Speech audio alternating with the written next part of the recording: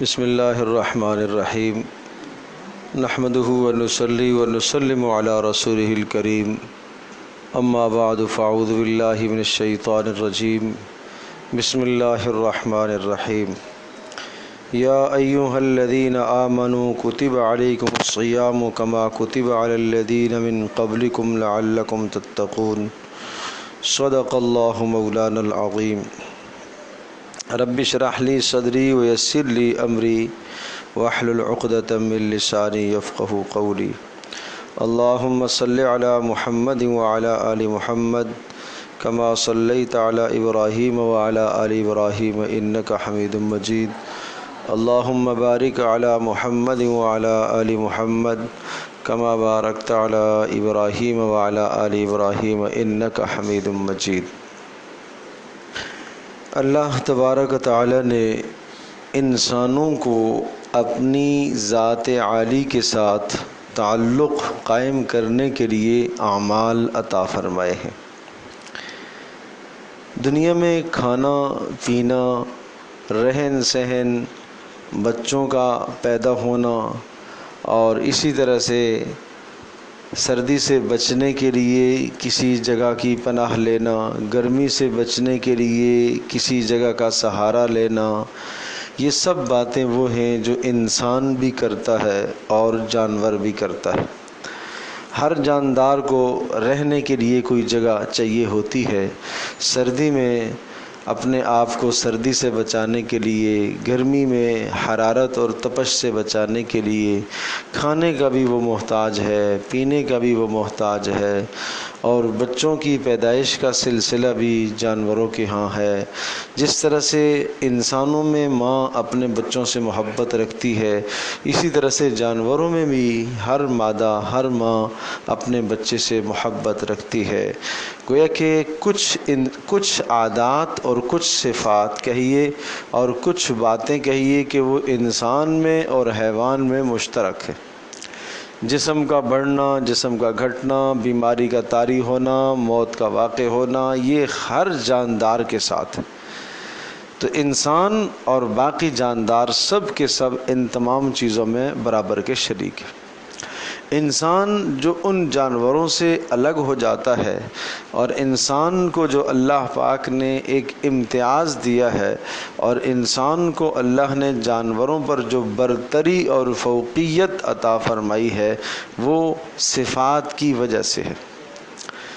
مثلاً ایک جانور ہے، اگر وہ کسی آدمی کا سبزی کا، پھل کا ٹھیلا لگا ہوا ہے، اس کے پاس سے اگر وہ گزرتا ہے تو اس جانور کو اس کا شعور و احساس نہیں ہوتا کہ یہ کسی کا مال ہے اور کسی نے یہ سجا کے رکھا ہے بیچنے کے لیے، اور اپنے بچوں کا پیٹ اس سے پالے گا، اس لیے اس نے ایسا کیا ہوا ہے۔ اس کو اس کا شعور نہیں ہے، اور وہ وہاں سے گزرتے ہوئے منہ مارتا ہے اور اگلے کا نقصان کر دیتا ہے۔ اگر مالک اس کے پاس ہے تو مالک اسے ڈنڈا مارے گا۔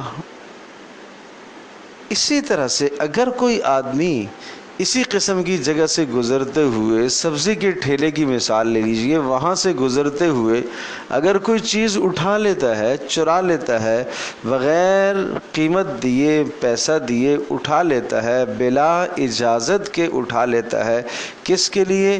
اپنا پیٹ پالنے کے لیے، اپنے بچوں کا پیٹ پالنے کے لیے، تو اس انسان میں اور اس جانور میں کوئی فرق نہیں ہوا۔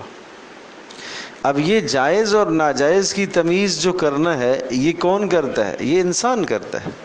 یہ فرق صحیح اور غلط کا فرق کون کرتا ہے؟ یہ انسان کرتا ہے۔ اس جانور کو اس کا شعور نہیں ہے۔ اگر انسان کے اندر سے بھی یہ شعور مٹ جائے تو پھر یہ انسان اس جانور کی طرح ہے۔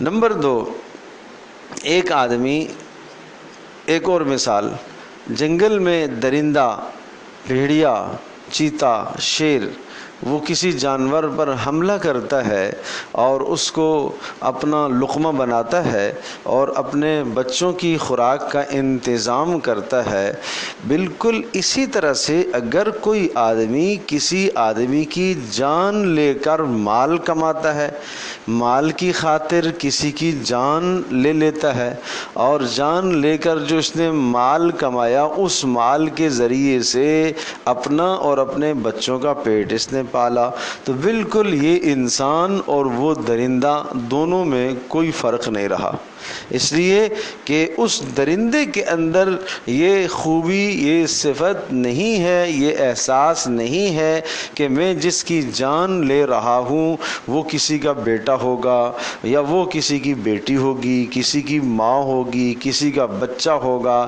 اور میں اس کی جان لوں گا اس کے بچے ہوں گے، اسے یہ بالکل شعور نہیں ہے، وہ اپنے لیے اپنی ضرورت سمجھتا ہے۔ بالکل اسی طرح سے اگر انسان بھی اس فرق کو بالائے طاق رکھ دیتا ہے اور فرق نہیں کرتا کہ یہ جان لینا میرے لیے جائز ہے یا ناجائز ہے، اور بغیر اس فرق کیے وہ جان کسی انسان کی لے لیتا ہے، تو اس انسان میں اور اس درندے میں کوئی فرق نہیں ہے، دونوں برابر۔ نمبر 3، ایک سانپ اور بچھو ہے۔ سانپ اور بچھو کا کام ہے ڈھسنا، اور اس کو پتہ ہے کہ ڈھسنے سے اس کا پیٹ نہیں بھرتا، یہ اس کی خوراک نہیں ہے، لیکن بس اس کا مزاج ہے ڈھسنا، اس کا مزاج ہے ڈھسنا۔ وہ جس کو ڈھستا ہے چاہے اس کی جان چلی جائے، چاہے اس کا شدید نقصان ہو جائے، اسے اس کا شعور بالکل نہیں ہے۔ اگر انسان کا مزاج بھی اسی قسم کا بن جائے کہ مجھے فائدہ ملے یا نہ ملے، اگلے کا نقصان ہونا چاہیے، اس کا نقصان کرنے کے لیے اسے ڈھستا ہے، اس کے مال پر حملہ آور ہوتا ہے، اس کی عزت پر حملہ آور ہوتا ہے، تو پھر اس انسان میں اور اس حیوان میں کوئی فرق نہیں رہا۔ میرے عزیز دوستوں اور بزرگوں اور ماں اور بہنوں، اچھی طرح سے ذہن نشین فرما لیجئے، 3 طرح کی عادات و صفات ہیں، 3 طرح کی۔ اللہ کی ساری مخلوقات، اس مخلوقات میں آپ غور کرو، ایک عادات و صفات حیوانی صفات کہلاتی ہے، ہر جاندار کے اندر پائی جانے والی عادات، اس میں انسان بھی شریک ہے۔ نمبر 2، ملکوتی صفات، فرشتوں والی صفات جو فرشتوں میں پائی جاتی ہے۔ فرشتوں کی کیا صفات ہیں؟ نمبر 1، یفعلون ما یؤمرون، اللہ کا جو حکم آتا ہے اسے پورا کرتے ہیں، اس میں کسی جگہ پر کوتاہی نہیں کرتے، یہ فرشتوں کی صفت ہے۔ نمبر 2، لا یعصون اللہ، اللہ کی نافرمانی بالکل نہیں کرتے، ان کے مزاج میں نافرمانی نہیں ہے۔ نمبر 3، انسانوں کی خیرخواہی اور انسانوں کے ساتھ ہمدردی کا جذبہ، ملائکہ چپکے سے آتا ہے، آ کر آپ کی مدد کر کے چلا جاتا ہے، اسے یہ خیال نہیں یا وہ یہ نہیں جذبہ رکھتا کہ آپ میری واہ واہ کریں، آپ مجھے کھلائیں، مجھے پلائیں، مجھے چائے پلائیں، میری عزت کریں، اسے اس بات سے کوئی سروکار نہیں۔ کبھی کبھی راستے میں چلتے چلتے آپ موت سامنے آ گئی، اچانک کوئی ذریعہ بچنے کا آ گیا، ایکسیڈنٹ ہوا، اللہ پاک نے حفاظت فرمائی، بال بچ گئے۔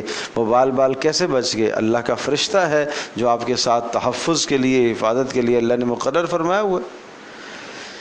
لیکن اس فرشتے نے آپ کی مدد کی، وہ آپ سے مدح نہیں چاہتا، آپ سے تعریف نہیں چاہتا کہ بھائی میں نے آپ کی مدد کی ہے، میری تعریف کرو، یہ اس کا مزاج نہیں، یہ فرشتوں کی صفات ہے۔ انسان وہ چیز ہے کہ جس کے اندر جانداروں، جانوروں والی بھی عادات ہیں، فرشتوں والی بھی عادات ہیں، یہ دونوں عادتیں اس کے اندر موجود ہیں۔ اس میں ایثار اور قربانی کے جذبات بھی ہیں، اور کسی مظلوم کو تڑپتا دیکھ کر بے قرار ہونے والا جذبہ اس کے اندر موجود ہے، اپنے مسلمان بھائی کی خیرخواہی کا جذبہ اس کے اندر موجود ہے، اور یہ حلال اور حرام اور جائز اور ناجائز اور غلط اور صحیح میں پہچان کرے، یہ پہچان کرنے کی صلاحیت اس کے اندر موجود ہے، جو کہ حیوان میں نہیں ہے۔ تو یہ انسان حیوان سے ممتاز اور فرق اسی وجہ سے ہوتا ہے۔ ایک آدمی کے سامنے کھانا لا کے رکھا گیا، بھائی یہ پلیٹ ہے، اس میں جو کھانا رکھا ہے یہ حلال ہے اور اس میں حرام ہے، تو اگر اس کے اندر انسانیت جاگ رہی ہوئی اور ایمانی طاقت اس کے اندر بیدار ہوئی تو یہ حرام کی طرف ہاتھ نہیں بڑھائے گا، اور اگر ایمانی حرارت اور طاقت نہیں ہوئی تو اس کے لیے دونوں کھانے ہیں، دونوں سے پیٹ بھرے گا۔ جیسے جانور کے سامنے دو کھانے لا کے رکھ دو، دو چارے رکھ دو، ایک کہا جائے یہ چوری کا ہے اور ایک آپ کے مالک کے اپنے پیسوں کا خریدا ہوا ہے، اسے اس سے کیا تمیز ہے کہ کون سا چوری کا ہے کون سا مالک کے پیسوں کا ہے؟ تو انسان کے اندر سے اگر یہ امتیاز اور یہ فرق مٹ جاتا ہے تو پھر یہ انسان اور حیوان اس کی زندگی برابر ہے۔ پھر اسی کو کہا رددناہ اسفل سافلین، یہ جہنم کے نچلے طبقے میں پھر جائے گا۔ اور پھر یہ بات بھی ذہن نشین فرما لیجئے کہ اللہ تبارک تعالیٰ نے انسان اور دیگر جتنے بھی جاندار ہیں سب کے سب جانداروں کو جو اللہ نے بنایا وہ زمین سے اٹھایا، مٹی سے اللہ نے اٹھایا۔ جب مٹی سے پیدا ہوئے تو ان کی ساری خوراکیں مٹی سے ہی آتی ہے، کھانے کی جتنی بھی خوراک ہے وہ مٹی سے ہے۔ اور انسان کے اندر دوسری چیز روح ہے، روح اوپر سے آئی ہے، آسمانوں سے آئی ہے۔ قل الروح من امر ربی، یہ اللہ کا ایک حکم ہے، اور اس روح کی خوراک اور اس کی غذا بھی اوپر سے ہی آتی ہے۔ روح کی غذا قرآن روح کی غذا ہے، رسول اللہ صلی اللہ علیہ وسلم کی سنت روح کی غذا ہے، اللہ کے احکام کو تسلیم کرنا یہ روح کی غذا ہے، اللہ کے حکموں کو ماننا یہ روح کی غذا ہے، گناہوں سے بچنا یہ روح کی غذا ہے۔ تو اب یہ دو چیزوں سے مرکب ہوا انسان کا مجموعہ، جسم سے بھی اور روح سے بھی۔ اگر آپ جسم کو طاقتور بنانا چاہتے ہیں تو اچھی اچھی غذائیں کھلائیں، یہ طاقتور ہوتا چلا جائے گا، اور جب یہ طاقتور ہوگا تو اس کے اندر جو حیوانیت کی عادات ہیں، یعنی جاندار ہونے کی جتنی بھی چیزیں ہیں وہ طاقت پکڑیں گی، وہ زور پکڑیں گی، وہ عروج پکڑیں گی۔ جتنا طاقتور ہوگا اتنا کھانے کا طلبگار ہوگا، اچھا کھانے کا طلبگار اور اچھا پینے کا طلبگار ہوگا، یہ طاقتیں جتنی بڑھتی چلی جائیں گی، جنسی تسکین، جنسی خواہشات اتنا اس کے اندر ابھرتی چلی جائیں گی، یہ سب جانوروں والی عادتیں ہیں۔ اور اگر اس کی جسمانی طاقت کو آپ کمزور کرنے کے لیے کھانا کچھ وقت کے لیے کم کر دیں اور روحانی غذائیں آپ اس کو دیں، اس کو تلاوت کی غذا روز دیں، اس کو ذکر کی غذا روزانہ دیں، اس کو اللہ پاک کے سامنے مناجات کرنے اور اللہ سے مانگنے کی غذا اس کو روزانہ ملتی رہے، یہ روح کی غذائیں اس کو ملتی رہیں، تو اب روح طاقتور ہو جائے گی اور حیوانی طاقت اس کی کمزور ہوتی چلی جائے گی۔ اور روزے کا مقصد یہی ہے، حیوانی طاقت کو کمزور کرنا، روحانی طاقت کو اوپر کرنا۔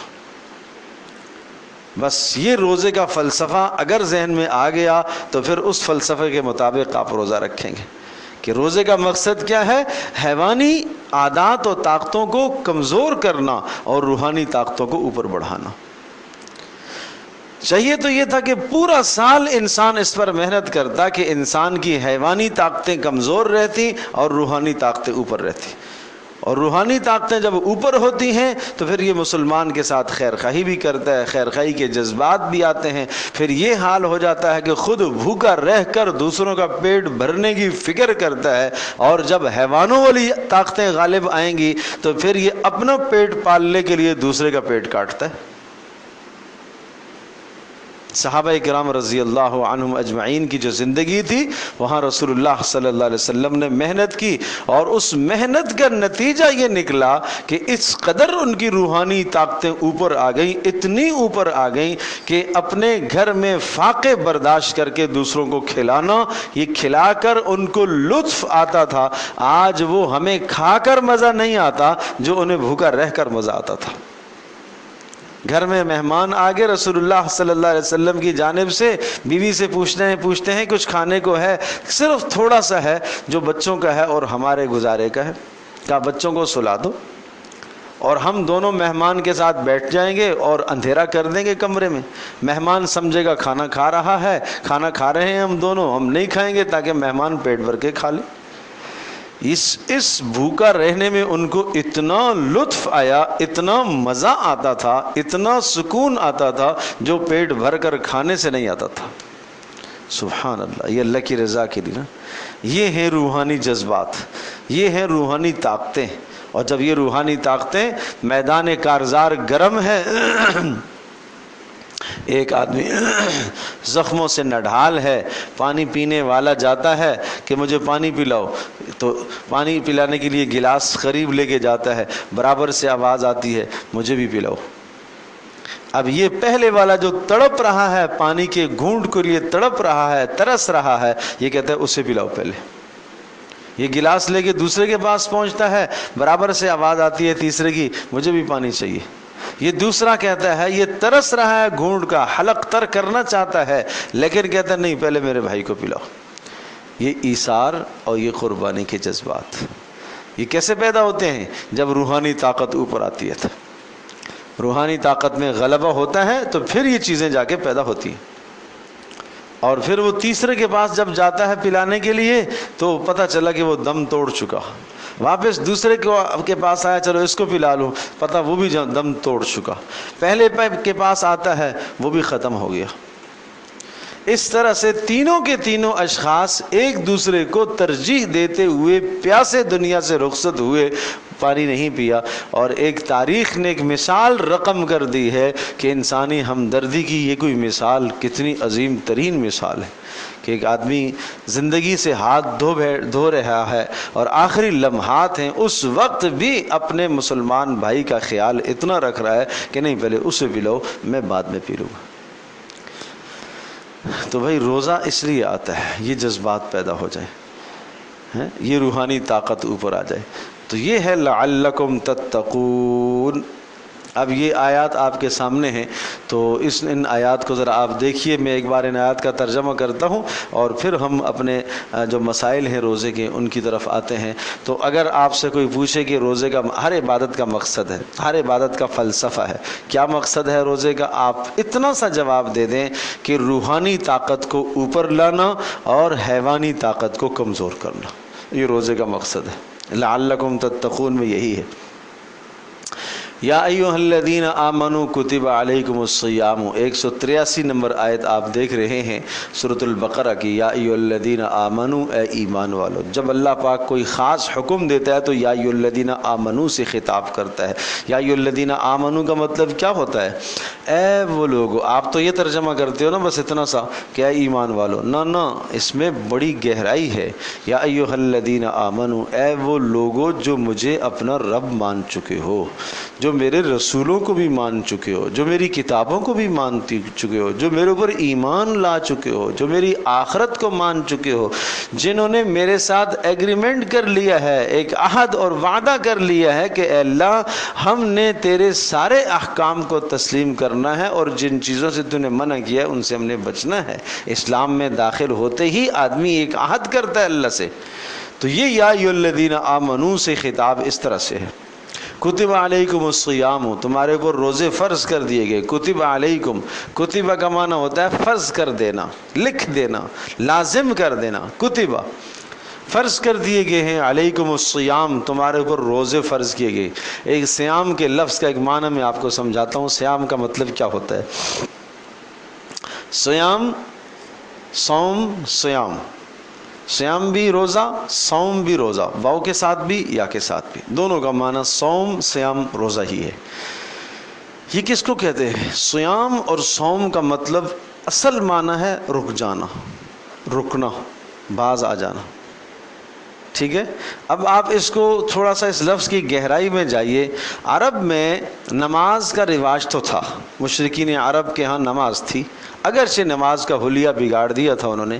حج بھی تھا، عمرہ بھی تھا، طواف بھی تھا، ننگے ہو کے کرتے تھے، اور جو ننگے ہو کے طواف کرے اس کو بڑا سعادت مند سمجھتے تھے. مطلب یہ کچھ اعمال تھے، لیکن روزے کا تصور ان کے یہاں نہیں تھا. روزہ مدنی زندگی میں جا کے متعارف ہوا، مکی زندگی میں نہیں، مدنی زندگی میں.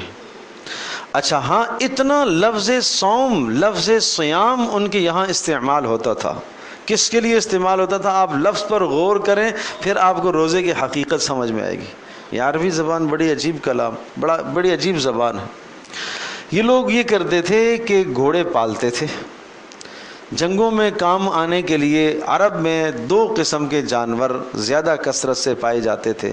ایک اونٹ استعمال کرتے تھے، لیکن اونٹ سست رفتار جانور ہے، تیز اتنا نہیں دوڑ سکتا جیسے گھوڑا دوڑتا ہے. میدان جنگ میں کام آنے کے لیے ظاہر ہے گھوڑے نے اپنے آپ کو بھی بچانا ہے، اپنے مالک کو بھی بچانا ہے. پلٹ کے واپس بھاگنا بھی، جھپٹ کے حملہ کرنا بھی یہ جو گھوڑا کر سکتا ہے اونٹ نہیں کر سکتا. تو اس لیے گھوڑوں کو وہ پالتے تھے، گھوڑوں کو سدھاتے تھے.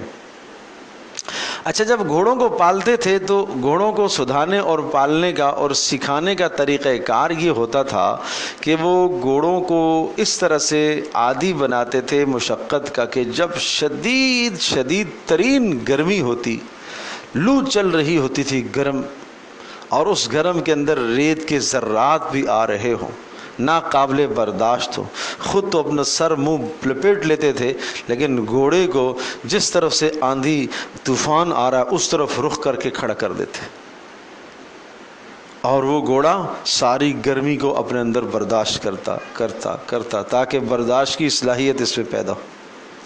اچھا، پھر 2 دن 3 دن اس کو چارے سے دور رکھتے، نہیں کھلاتے تھے اس کو. اچھا، اونٹ وہ ہے کہ 3 دن 4 دن 6 دن 8 دن نہ بھی کھائے گزر بسر کر لیتا ہے، پتے کھا کے کانٹے کھا کے گزارا کر لیتا ہے، پانی نہ ملے جب بھی گزارا کر لیتا ہے. لیکن گھوڑا ایسا جانور نہیں ہے، یہ تو تھوڑی دیر بعد یہ مانگتا ہے، کھانے کی چیز مانگتا ہے، یہ پینے کی مانگتا ہے، خوراک کا متلاشی رہتا ہے. اچھا، یہ خواہش پرست جانور ہے اور قدرے اس کے اندر جو ہے وہ تکبر پایا جاتا ہے. تو یہ سارا تکبرانہ مزاج، اڑیل مزاج اس کا، اور کھانے پینے کی حرص اور اپنی مادہ کی حرص ختم کرنے کے لیے گھوڑوں کی مشقیں کرواتے تھے، اور 2 دن 3 دن اور کئی ماہ اس کو مادہ سے دور رکھتے تھے. جب یہ گھوڑا عادی بن جاتا کہ اب یہ میدان جنگ میں 10 گھنٹے بھی لڑے گا تو جناب یہ پانی نہیں طلب کرے گا، اب یہ کھانا نہیں مانگے گا، اب اس کو مادہ کی طرف کوئی توجہ نہیں جائے گی، اس لیے کہ یہ سدھایا ہوا گھوڑا ہے. اور اس کے مقابلے میں سرکش گھوڑا ہوتا تھا جو اس تمام تربیت سے نہیں گزرا، وہ تو منٹ کے اندر کھانے پینے کی چیز کا مطالبہ کرتا تھا، اور وہ کیسے میدان میں جا سکتا. لہٰذا ان گھوڑوں کو وہ نہیں لے جایا کرتے تھے، سدھائے ہوئے گھوڑوں کو لے جاتے. تو ان سدھائے ہوئے گھوڑوں کو پتہ ہے کیا کہتے تھے؟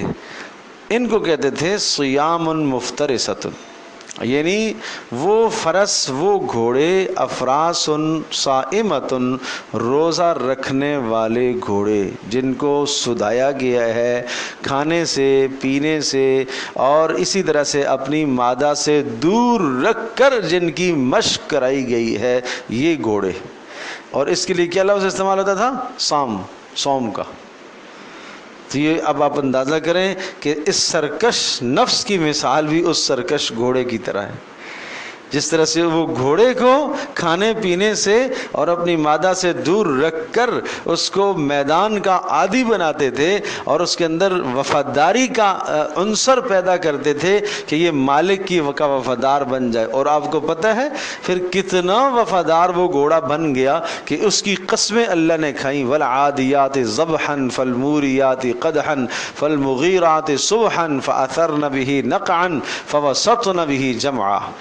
ان گھوڑوں کی قسم کہ جو صبح کے وقت حملہ کرتے ہیں اور وہ کیا کرتے ہیں؟ فوسطن به جمعا، اپنے مالک کے ساتھ وفاداری کا یہ عالم ہوتا ہے کہ دشمنوں کے مجمع میں گھس جاتے ہیں اپنے مالک کی وفاداری کے اندر. یعنی اپنے مالک کی وفاداری میں یہ گھوڑا جان لٹاتا ہے. لیکن جو سرکش گھوڑا ہوتا تھا، جو سدھایا ہوا نہیں ہوتا تھا، وہ یہ نہیں کر سکتا تھا. یہ وہ گھوڑا کرتا تھا جو سدھایا ہوا ہوتا تھا، جس کی تربیت ہوئی ہوتی تھی. تو اس روزے کا مقصد یہ سرکش نفس جو ہے یہ اللہ کے سامنے اپنی جان، اپنا مال، اپنی عزت، اپنا سب کچھ قربان کرنے کے لیے تیار ہو جائے. اس لیے اس نفس پر رمضان میں محنت کی جاتی ہے.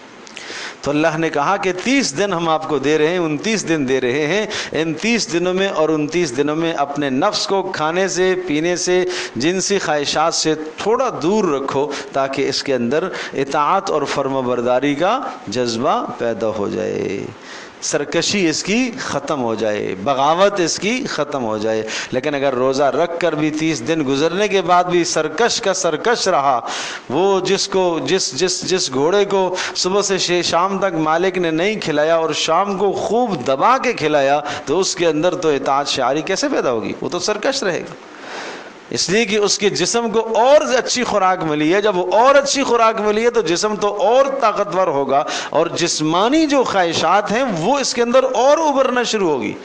آج ہمارے روزوں کی مثال بھی یہ ہے، صبح سے لے کر شام تک ہم بھوکا رکھتے ہیں اور شام کو اتنا کھلاتے ہیں جو غیر رمضان میں ہم نہیں کھا سکتے، تو نتیجہ یہ ہے کہ نفس سرکش کا سرکش ہی رہتا ہے۔ تو اس لیے فرمایا کہ کتب علیکم الصیام، ہم نے روزہ فرض کیا ہے تمہارے اوپر، کما کتب علی الذین من قبلکم، یہ صرف تمہارے پر نہیں ہے، تم سے پہلوں پر بھی ہے، لعلکم تتقون، اس لیے فرض کیا ہے تاکہ تمہارے اندر تقوی پیدا ہو۔ تقوی کا معنی یہ ہے اللہ تبارک و تعالیٰ کے ڈر کی وجہ سے گناہوں سے بچنے کی صلاحیت پیدا ہو جائے، یعنی روحانی طاقت آپ کی اوپر آ جائے جو آپ کو حرام سے روک سکے۔ ایام معدودات، یہ آپ جب ترجمہ اس کو ذہن نشین ہو جائے تو کتنی اچھی بات ہے، تاکہ آپ قرآن کو جب پڑھیں گے تو آپ کو اس کا معنی کچھ نہ کچھ ذہن میں آئے۔ ایام معدودات، یہ چند دن کی تو بات ہے۔ ایام معدودات، ایام یوم کی جمع ہے، چند دن، معدود عدد سے ہے، گنتی، چند گنتی کے دن ہیں، 29 دن ہیں، 30 دن ہیں، کوئی لمبا زمانہ ہے نہیں۔ پھر رخصت دی، فمن کان منکم مریضا، فمن کان، تم میں سے جو ہو، مریضا، بیمار ہو، او علی سفر، یا سفر پر ہو، یعنی بیماری کی وجہ سے روزہ نہ رکھ سکتا ہو، کسی ماہر ڈاکٹر نے اسے بتایا ہے کہ روزہ رکھنا تمہارے لیے مضر ہے، یا کوئی آدمی سفر میں ہے، اور سفر سے مراد سفر شرعی ہے، اور جو 48 میل 77.5 کلومیٹر کہلاتا ہے، اتنا سفر جو آدمی کرے تو وہ چھوڑ سکتا ہے روزہ۔ فعدۃ من ایام اخر، وہ گنتی پوری کرے دوسرے دنوں کی، یعنی دوسرے دنوں کی رمضان کے گزرنے کے بعد گنتی کے ایام پورے کر کے جو روزے چھوٹے ہیں وہ رکھ لے۔ وعلی الذین یطیقونہ فدیۃ طعام مسکین، اور وہ لوگ جو استطاعت نہیں رکھتے روزہ رکھنے کی، اس سے مراد کون لوگ ہیں؟ جو شیخ فانی کہلاتا ہے، بڑھاپے کے اس اسٹیج پر پہنچایا کہ اب مزید اس کو صحت کی بحالی کی کوئی توقع نہیں ہے، اب آگے بیماری ہی ہے اور موت کا وقت اس کے قریب ہے، تو وہ فدیہ دے دے۔ فدیۃ طعام مسکین، ایک روزے کا فدیہ ایک مسکین کا، یعنی ایک صدقۃ الفطر ایک روزے کا فدیہ ہے۔ فمن تطوع خیرا فہو خیر اللہ، جو بھی نیک کام کرے گا اس نیکی کا اسے اجر ملے گا۔ وان تصوموا خیر لکم ان کنتم تعلمون، اگر حالت سفر میں تم روزہ رکھ لو تو یہ زیادہ بہتر ہے، ان کنتم تعلمون، اگر تم اس بات کو سمجھ لو۔ آگے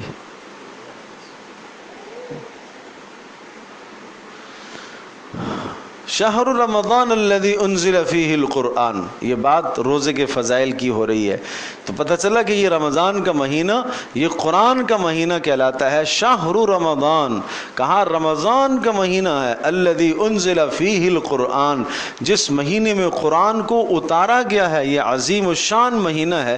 آپ کو پتہ ہے اس مہینے میں رسول اللہ صلی اللہ علیہ وسلم حضرت جبریل کے ساتھ دور کیا کرتے تھے، جیسے دو حافظ دور کرتے ہیں نا، ایک سناتا ہے دوسرا سنتا ہے، دوسرا سناتا ہے پہلا سنتا ہے، اس طرح سے رسول اللہ صلی اللہ علیہ وسلم حضرت جبریل کے ساتھ قرآن کا دور فرمایا کرتے تھے رمضان میں۔ اور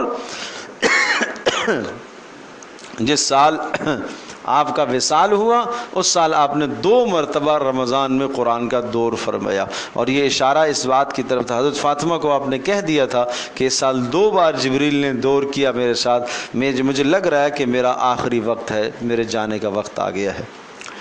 اور انزل فیہ القرآن، جس میں قرآن اتارا گیا، ہدن للناس، یہ قرآن لوگوں کے لیے ہدایت ہے، وبینات من الہدی والفرقان، اور واضح بیان ہے یہ ہدایت کا، اور حق اور باطل میں فرق کرنے کی چیز ہے، یعنی اس کے ذریعے سے صحیح اور غلط اور صحیح راہیں تم متعین کرو گے اور گمراہی سے بچو گے۔ فمن شہد منکم الشہر فلیصم، تم میں سے جس آدمی کے پاس حاضر ہوا، شہیدہ شاہد حاضر ہونا، جس کے پاس حاضر حاضر ہوا منکم تم میں سے الشہر مریض اور روزہ، یا تم میں سے جو آدمی رمضان کو پالے، اس کا ترجمہ آپ یہ بھی کر سکتے ہو فلیصم، وہ رمضان کا روزہ رکھے، یعنی رمضان کا مہینہ پائے گا تو روزہ رکھنا لازم۔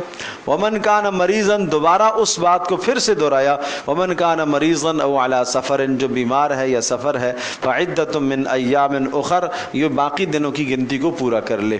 اچھا اے اللہ یہ حکم کیوں تو نے دیا؟ بیمار کو رخصت دی ہے اور اسی طرح سے مسافر کو کہا یرید اللہ بکم اليسر، اللہ پاک تمہارے لیے آسانی لانا چاہتا ہے، ولا یرید بکم العسر، اور اللہ تمہیں مشقت میں نہیں ڈالنا چاہتا، تنگی میں نہیں ڈالنا چاہتا، کہ اگر مسافر کے لیے بھی روزے کو لازم کر دیتا، بیمار کے لیے بھی روزے کو لازم کر دیتا تو تم مشقت میں پڑ جاتے۔ وَلِتُكْمِلُوا الْعِدَّةَ وَلِتُكَبِّرُوا اللَّهَ، اور تم گنتی پوری کرو رمضان کی، یعنی 29-30 دن کی گنتی پوری کرو، وَلِتُكَبِّرُوا اللَّهَ عَلَى مَا هَدَاكُمْ، اور تم اللہ کی تکبیر بیان کرو، یہ وہ جس دن چاند نظر آ جاتا ہے تو اس پر اللہ اکبر لا الہ الا اللہ واللہ اکبر وللہ الحمد، وہ جو کلمات ہیں یہ ان کلمات کی طرف اشارہ ہے۔ وَلَعَلَّكُمْ تَشْكُرُونَ، اور تم اللہ کا شکر ادا کرو کہ تمہارا نفس مغلوب ہو گیا ہے، تمہاری روحانی طاقت بڑھ گئی ہے اور تمہاری حیوانی طاقت کمزور ہو گئی ہے، اس پر تمہیں اللہ کا شکر ادا کرنا چاہیے۔ پتہ چلا کہ روزہ رکھ کر یہ عمل قابل شکر ہے، یہ شکر کرنا چاہیے۔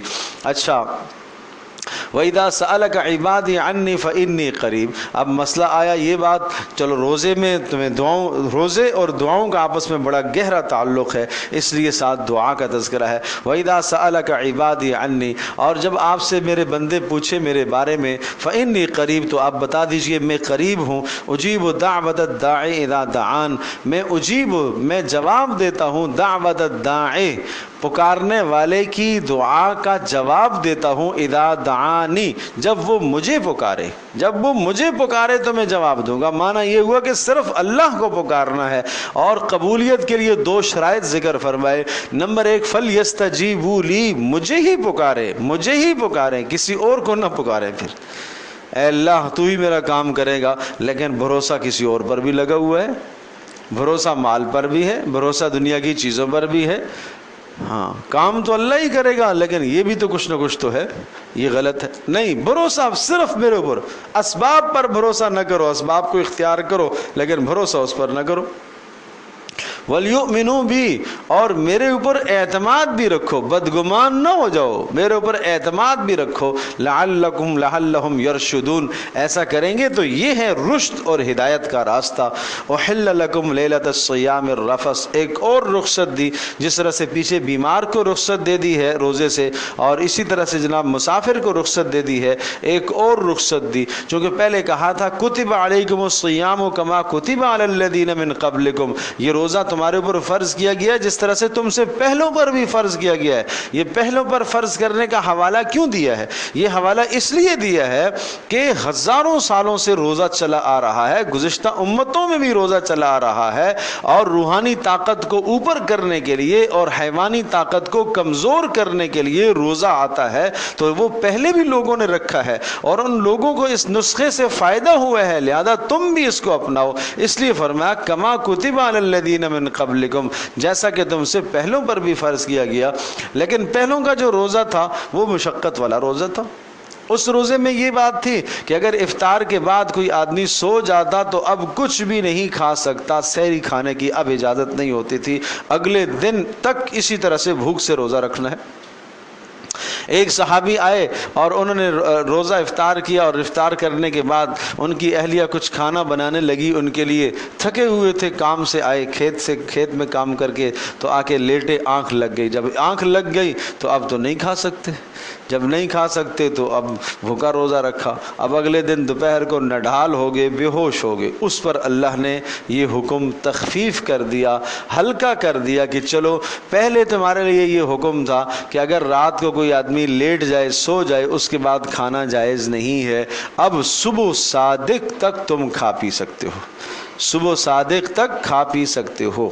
نمبر 2، دوسری آسانی یہ فرما دی ہے کہ پہلے روزوں کے اندر گزشتہ امتوں میں جو روزے تھے، دن کو تو روزے کی حالت میں جنسی ضرورت کو آدمی پورا نہیں کر سکتا، بیوی کے پاس جانا دن کو تو ویسے بھی روزے میں جائز نہیں ہوتا، اور رمضان کی راتوں میں بھی بیوی کے پاس جانا جائز نہ ہوتا۔ گویا کہ ایک ماہ کی یہ مشق تھی، ایک ماہ کی یہ مشق تھی۔ اب فرمایا احل لکم، حلال کر دیا گیا تمہارے لیے، لیلۃ الصیام، رمضان کی راتوں میں حلال کر دیا گیا، الرفث الی نسائکم، اپنی عورتوں کی طرف بے حجاب ہونا، رفث کا معنی بے حجاب ہونا، عورتوں کی طرف تمہارے لیے حلال کر دیا گیا۔ یہ کنائی لفظ قرآن استعمال کرتا ہے، یعنی سمجھنے والا اس کو سمجھ جاتا ہے کہ اس سے مراد کیا ہے، یعنی اپنی ضرورت کو پورا کرنا۔ ہن لباس لکم وانتم لباس لہن، کیوں؟ اس لیے کہ عورتیں تمہارے لیے لباس ہیں اور تم ان کے لیے لباس ہو، اور لباس سے انسان کی ستر پوشی ہوتی ہے، ستر انسان کا چھپتا ہے، لہذا تمہاری عزت اس میں ہے کہ جائز جگہ پر اپنی ضرورت کو پورا کر لو تاکہ تمہارا ایمان مکمل رہے، تاکہ تمہیں کسی قسم کا وسوسہ نہ آئے، اور خدا نہ خواستہ اللہ نہ کرے تم کسی بے حیائی کے مرتکب ہو کر معاشرے کے اندر بدنام نہ ہو جاؤ۔ جس طرح سے لباس اترا ہوا آدمی ایک بدنام سمجھا جاتا ہے، اسی طرح سے اگر تم خواہش کو پورا نہ کرو گے تو کہیں ایسا نہ ہو کسی گناہ میں ملوث ہو جاؤ اور تم بدنام ہو جاؤ۔ اور پھر فرمایا علم اللہ، اللہ خوب جانتا ہے، انکم کنتم تختانون انفسکم، کہ تم خیانت کر بیٹھو گے۔ اگر یہ حکم اسی طرح سے آتا کہ سارے رمضان کو جانا جائز نہیں ہے تو اللہ جانتا ہے تم خیانت کر لو گے، تو اللہ نے خود تمہارے لیے سہولت پیدا کر دی۔ فتاب علیکم، اللہ نے تمہیں رخصت دے دی، وعفا عنکم، درگزر کر دیا۔ فالآن باشروہن، اب یہ ہے تم اپنی فالآن باشروہن، عورتوں کے ساتھ بے حجاب ہو جاؤ، کوئی حرج نہیں۔ وابتغوا ما كتب اللہ لکم، اور تلاش کرو جو اللہ نے تمہارے مقدر میں لکھا ہے، یعنی اولاد کے اسباب اختیار کرو جو اللہ نے تمہارے مقدر میں لکھے ہیں۔ پتہ چلا کہ اولاد کے اسباب کا اختیار کرنا اور کثرت اولاد کا ہونا یہ مقصود اور مطلوب ہے، اس لیے فرمایا وابتغوا ما كتب اللہ لکم۔ لیکن پھر فرمایا، ہاں کہاں چلا گیا، وَكُلُوا وَاشْرَبُوا، اور کھاؤ اور پیو، کب تک؟ حَتَّى يَتَبَيَّنَ لَكُمُ الْخَيْطُ الْأَبْيَضُ مِنَ الْخَيْطِ الْأَسْوَدِ، یہاں تک کہ یتبین، واضح ہو جائے تمہارے لیے، الخیط الابیض، سفید دھاگا، من الخیط الاسود، سیاہ دھاگا سے، سیاہ دھاگے سے، من الفجر، صبح کے وقت۔ اس سے مراد رات سے سیاہ دھاگا، اس سے مراد رات ہے، سفید دھاگا اس سے مراد صبح ہے، اس سے مراد دن ہے۔ یہ آیت جب نازل ہوئی تو ایک صحابی تھے عدی بن حاتم، انہوں نے 2 دھاگے لیے، ایک کالا لیا ایک سفید لیا، اور دونوں دھاگوں کو انہوں نے کیا انہوں نے لے جا کے اپنے تکیے کے نیچے رکھا، اور صبح دیکھتے رہے کہ سفید دھاگا سیاہ ہو جائے گا اور سیاہ سفید ہو جائے گا، دونوں ایک دوسرے سے الگ الگ ہو جائیں گے، تو اس وقت تک میں کھاتا رہوں گا۔ تو وہ تو ظاہر ہے دھاگوں نے تو اپنی جگہ سے نہیں ہلنا تھا، وہ اسی طرح سے رہے۔ صبح رسول اللہ صلی اللہ علیہ وسلم کے پاس آئے کہ اللہ کے رسول صاحب کا کیا مطلب ہے؟ آپ نے فرمایا بھائی یہ سفید دھاگا دن ہے اور کالا دھاگا رات مراد ہے۔ اس سے قرآن کنائی الفاظ استعمال کرتا ہے، یہ فصیح کلام ہے، یہ ایک معجز کلام ہے، یہ اس قسم کے الفاظ استعمال کرتا ہے، اور بس اوقات کنایا جو ہے نا وہ زیادہ طاقتور ہوتا ہے صریح لفظ سے، تو اس لیے یہ قرآن کا یہ کنائی لفظ ہے، اس سے مراد دن رات ہے۔ تو پتہ چلا کہ ان لوگوں کو بھی عربی زبان والے ہونے کے باوجود بھی ضرورت پڑتی تھی ان کو کس چیز کی؟ سمجھانے والے کی ضرورت پڑتی تھی، سمجھے جی؟ تو ہر زبان میں کچھ کنائی، کچھ ضرب الامثال، کچھ اس قسم کے مثال یہ ایسے ہوتے ہیں۔ وہ انگریز کا دور تھا تو انگریز صاحب کے پاس ایک کلرک کام کرتے تھے، تو پتہ نہیں کیا بات ہوئی تو انگریز کو کوئی جوش چڑھا، تو اس نے اپنے اس کلرک سے کہا کہ صاحب مجھے تم سے زیادہ اچھی اردو آتی ہے۔ تو اس کلرک نے ان کا مذاق اڑاتے ہوئے کہا کہ صاحب اگر میں نے امتحان لے لیا نا تو آپ پھر بغلیں جھانکنے لگیں گے۔ تو اس انگریز نے پوچھا کیا مطلب؟ تو کہا یہی تو ہے نا، آپ کو آتا نہیں ہے، بغلیں جھانکنے لگیں گے۔ تو انگریز نے کہا اچھا چلو ٹھیک ہے، میں تمہیں کل بتاؤں گا، مجھے 2 دن کی مہلت دو۔ اب وہ جناب ڈکشنری لے کے بیٹھا ہے، بغلیں کا معنی تو یہ ہے، جھانکنے کا معنی یہ ہے، لیکن یہ دونوں لفظ کہاں استعمال ہوتے ہیں، یہ محاورہ کس میں ہے، یہ تو ظاہر ہے اہل زبان ہی جانتا ہے کہ اس کا محاورہ کیا ہے۔ تو کچھ محاورات ہوتے ہیں وہ اہل زبان ہی جانتے ہیں، ان کے لیے استفسار کرنا پڑتا ہے، پوچھنا پڑتا ہے بھائی۔ وہ جتنی بھی آپ لغت میں مہارت اختیار کر لیں کہ یہ کس معنی میں استعمال ہوتا ہے، یہ کس موقع پر یہ لفظ استعمال کرتے ہیں، فلاں نے اپنے پیر پر کلہاڑی مار لی، اب ظاہر سی بات ہے کہ ایک محاورہ ہے، یہ کس موقع پر استعمال کرتے ہیں۔ ایک آدمی جا کے دیکھتا ہے، بھائی نہیں بھائی اس نے تو کوئی نہیں ماری، میں تو دیکھ کے آیا ہوں۔ تو کہنے کا مقصد ہے کہ اسی طرح سے عربی زبان میں کچھ ضرب الامثال، کچھ محاورے، کچھ حکایات، ان کو سمجھنے کے لیے آپ علماء کے پاس آئیں، آپ پوچھیں، مسائل کو پوچھیں، سمجھ کے پڑھنے کی کوشش کریں، یہاں ہی سے گمراہی کے راستے کھل جاتے ہیں۔ وہ ایک صاحب حدیث پڑھنے بیٹھ گئے، تو اب وہ ایک حدیث میں آتا ہے لا تحلقوا یوم الجمعہ، تو انہوں نے جناب ساری زندگی وہ کرتے رہے کہ جمعے کے دن حلق نہ کرو، لا تحلقوا یوم الجمعہ، جمعے کے دن کیا کرو، حلق نہ کرو۔ اب حلق، ہا لام قاف، حلق کرنا، بال منڈوانا۔ تو جب وہ اسی طرح سے گمراہی میں مطلب رہے، نہ سمجھے تو پھر کسی عالم کے پاس گئے تو انہوں نے بتایا، ارے اللہ کے بندے، لا تحلقوا یوم الجمعہ کا معنی یہ نہیں ہے کہ جمعے کے دن حلق نہ کرو، اس کا معنی یہ ہے کہ جمعے کے دن جمعے کی نماز سے پہلے حلقہ بنا کے مت بیٹھو۔ نہیں سمجھے؟ جمعے کی نماز کے لیے جب آؤ نا تو حلقہ بنا کے، گول ہلکا دائرہ بنا کے مت بیٹھو، بلکہ امام کا خطبہ توجہ سے سنو۔ تو کس بات کو کہاں لگا رہا ہے؟ تو یہ کچھ اس قسم کے آج کل کے فتنے ہیں کہ بھائی ہم خود ڈکشنری سے دیکھ کے معنی نکال دیں گے۔ اللہ اکبر۔ پھر فرمایا ثم اتم الصیام الی اللیل، پھر رات تک روزے کو مکمل کر لیا کرو، اور ولا تباشروہن وانتم عاکفون فی المساجد، اور فرمایا ولا تباشروہن، اور عورتوں کے سے مباشرت نہ کرو، یعنی ازدواجی تعلق قائم نہ کیا کرو، وانتم عاکفون فی المساجد، اس حالت میں کہ تم اعتکاف میں ہو۔ مرد اگر اعتکاف میں ہے اور وہ ازدواجی تعلق قائم کرتا ہے، اپنے گھر میں ضرورت کے لیے آتا ہے، یعنی مطلب ہے کہ بیت الخلاء کی ضرورت کے لیے، کھانا لینے کے لیے آتا ہے، اگر ضرورت اپنی بیوی سے پوری کر لیتا ہے تو اعتکاف ٹوٹ جائے گا۔ بیوی اگر اعتکاف میں ہے، مرد اس سے اپنی ضرورت کو پورا کر لیتا ہے تو اعتکاف بیوی کا ٹوٹ جائے گا۔ اس لیے فرمایا وَأَنْتُمْ عَاكِفُونَ فِي الْمَسَاجِدِ تِلْكَ حُدُودُ اللَّهِ، یہ اللہ کی حدیں ہیں، فَلَا تَقْرَبُوهَا، ان کے قریب تک مت جانا۔ فَلَا تَقْرَبُوهَا کا مطلب جس شخص کو اطمینان نہیں ہے، سرکش گھوڑے کو اطمینان نہیں ہے کہ کہیں ایسا نہ ہو کہ یہ بیوی کے قریب جائے، پاس جائے تو ازدواجی تعلق قائم کر لے روزے کی حالت میں یا اعتکاف کی حالت میں، تو پھر ایسے آدمی کو دور رہنا چاہیے، قریب نہیں جانا چاہیے۔ کذالک یبین اللہ لکم آیاتہ، اس طرح سے اللہ اپنی آیتوں کو کھول کھول کے بیان کرتا ہے لوگوں کے لیے، لعلہم یتقون، تاکہ وہ تقوی اختیار کرے۔ دیکھو آغاز بھی ہوا تھا تتقون سے، شروع سے، پہلا لفظ بھی کیا تھا؟ شروع میں جاؤ، کتب علیکم الصیام میں، کہاں چلا گیا؟ پیچھے نہیں جا رہا؟ ہاں یہ رہا۔ یہاں پر بھی دیکھیں کما کتب علی الذین من قبلکم لعلکم تتقون، تو روزے کا جہاں آغاز فرمایا وہاں پر بھی تقوی کی بات آئی، اور روزے کے مسائل جہاں ختم ہوئے آخر میں وہاں پر بھی لعلہم یتقون، تقوی کی بات آئی، تقوی اختیار کرنا۔ اور تقوی کا مطلب میں بتا چکا ہوں کہ کیا ہے کہ انسان اپنی روحانی طاقت کو اوپر کر لے اور حیوانی طاقت کو آدمی کمزور کر لے۔ چلیں اب آ جاتے ہیں مسائل کی طرف۔ اب یہ مسائل کچھ روزے کے ہیں، ان کو بھی ہم مسائل کو سیکھیں تاکہ اس طرح سے ہم روزہ، جس طرح سے روزہ رکھنے کا حق ہے اس طرح سے ہم روزہ رکھ لیں۔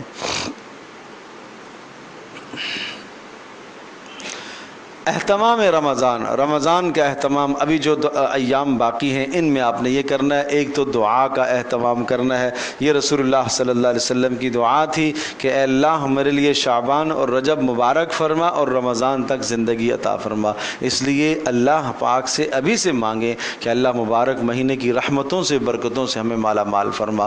نمبر 2، حقوق واجبہ کو ادا کریں۔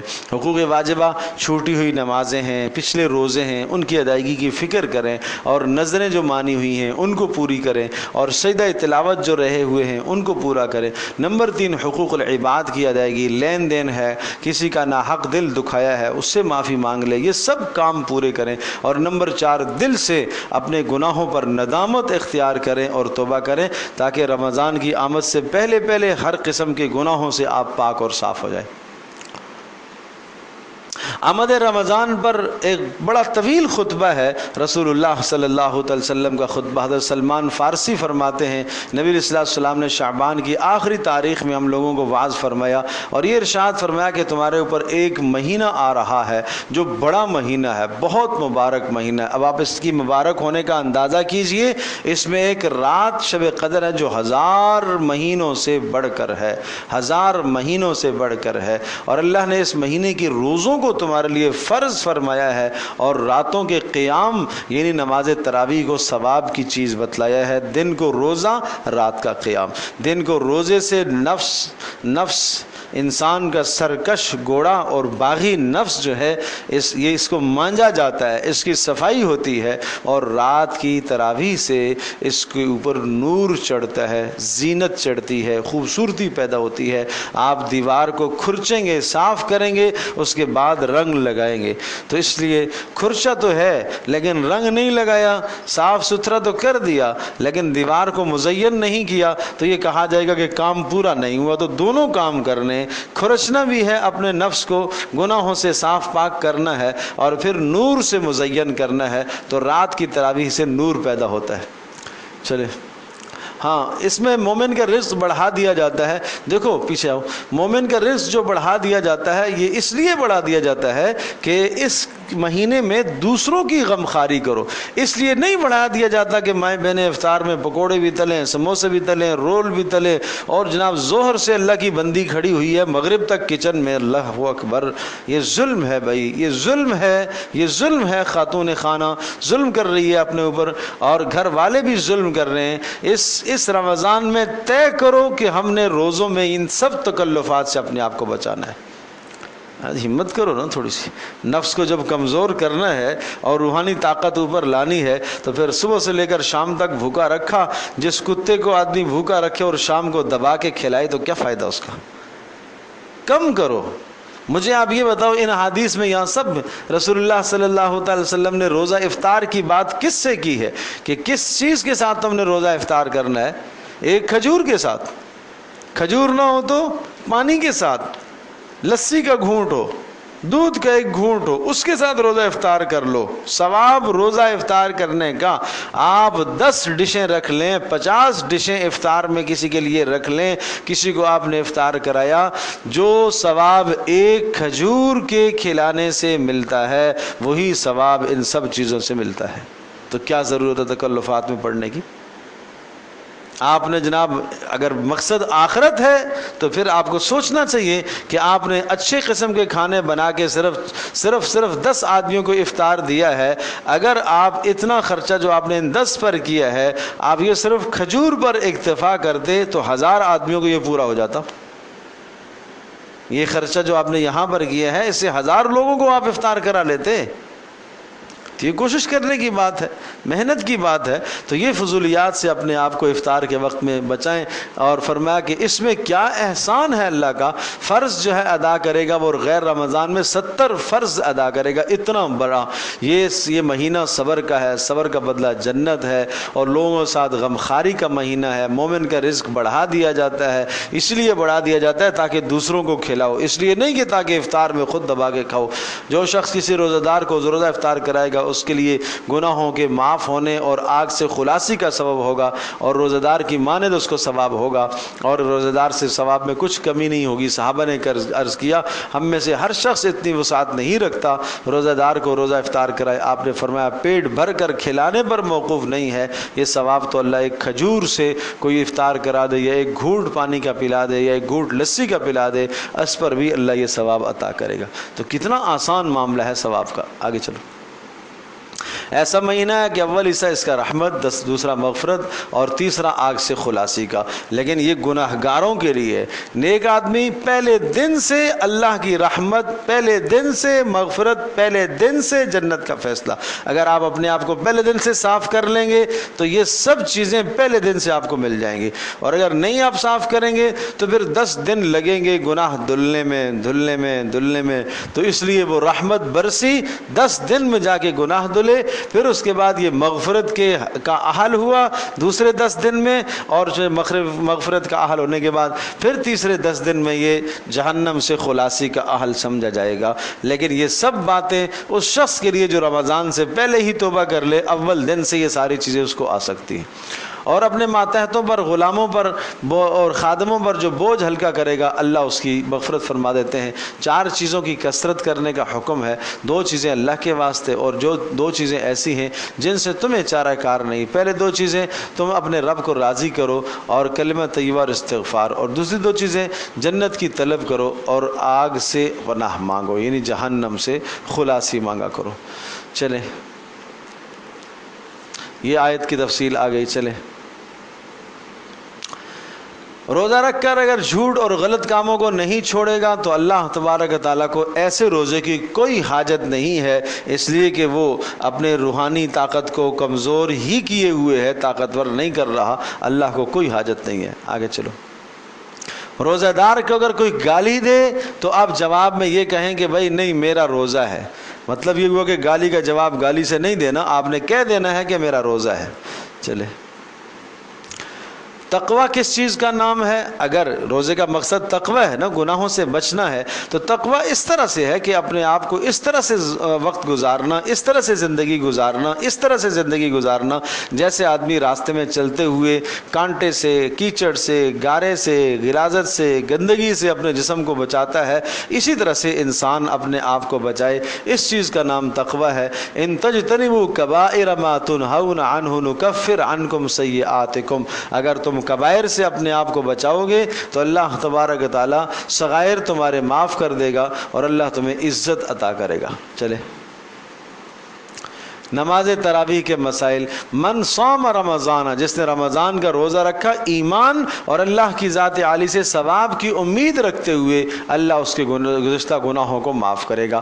ومن قام رمضان، اور جس نے رمضان کا قیام کیا ایمان کی حالت میں اور ثواب کی امید رکھتے ہوئے، اس کے گزشتہ گناہ بھی سارے کے سارے معاف ہو جائیں گے۔ تو دونوں پر گناہوں کی معافی کا وعدہ ہے، روزے پر بھی اور رات کے قیام پر بھی۔ اس لیے درخواست ہے کہ رات کا قیام، نماز تراویح کا اہتمام کریں۔ خواتین اپنے گھروں میں اہتمام کریں، مرد حضرات مساجد میں اہتمام کریں، عورتیں اپنے گھروں کے اندر مکمل طور پر 20 تراویح ادا کریں، آدھی نہ چھوڑیں، 8 10 نہیں، مکمل 20 تراویح کو ادا کریں۔ چلے آگے چلو، یہ سب دلائل ہیں 20 تراویح کے۔ چلیں آگے۔ اس میں ایک مسئلہ یہاں جو ہے وہ بڑا اہم مسئلہ ہے جو عام طور پر غلطی لگتی ہے۔ اگر 2 رکعت تراویح کی آپ نے نیت کی اور 2 رکعتوں کے بعد آپ تیسری کے لیے کھڑے ہو گئے تو تیسری کے لیے کھڑے ہونے کی 2 صورتیں ہوتی ہیں۔ ایک یہ کہ اتحیات پڑھ کر تیسری رکعت کے لیے آپ کھڑے ہو گئے۔ اگر اتحیات پڑھ کر آپ تیسری کے لیے کھڑے ہو گئے تو جہاں سے آپ کو یاد آ جائے وہیں سے واپس آ جاؤ، بیٹھ کر سجدہ سہو کرو، آپ کی نماز ہو جائے گی۔ 2 رکعت نماز تراویح ہو جائے گی اور 1 اضافی آپ نے کر دی۔ اور اسی طرح سے اگر 3 رکعتیں آپ نے اسی طرح سے پڑھ لی، بغیر سجدہ سہو کیے پڑھ لی، تو نماز دہرانا ہوگی۔ نماز کو دہرانا ہوگا۔ اور اس میں جو آپ نے تیسری میں قرآن پڑھا ہے وہ ہاں اگر آپ نے سجدہ سہو کر لیا، پہلی 2 ہو گئی، تیسری لغو ہو گئی، تیسری میں جو قرآن پڑھا ہے آپ اس قرآن کو دہرائیں گے۔ اور اگر آپ نے تیسری رکعت اضافی کر دی ہے، اس طرح سے آپ نے اضافی پڑھ لی ہے کہ 2 رکعتیں پڑھنے کے بعد آپ سیدھے کھڑے ہوئے، آپ نے اتحیات نہیں پڑھی، اتحیات پڑھے بغیر آپ کھڑے ہو گئے، اب بھی پہلا حکم یہ ہے کہ جہاں سے یاد آ جائے نیچے واپس آ جاؤ اور آ کے جناب سجدے کر کے سجدہ سہو کر کے نماز ختم کرو، نماز ہو جائے گی۔ لیکن اگر آپ نے اسی پر سلام پھیر لیا تو اب آپ کی یہ تینوں کی تینوں نمازیں باطل ہیں، تینوں رکعتیں آپ کی باطل ہیں۔ ان تینوں میں جو قرآن پڑھا گیا ہے یہ آپ دوبارہ سے دہرائیں گے۔ ہر تراویح کے بعد چار تراویحوں کے بعد تھوڑی دیر بیٹھنا چاہیے، کوئی مخصوص دعا نہیں ہے۔ بعض لوگ سبحان ذی الملک والملکوت پڑھتے ہیں، کوئی مخصوص دعا نہیں ہے، جو سہولت سے ہو پڑھ لی جائے۔ چلے آگے چلو۔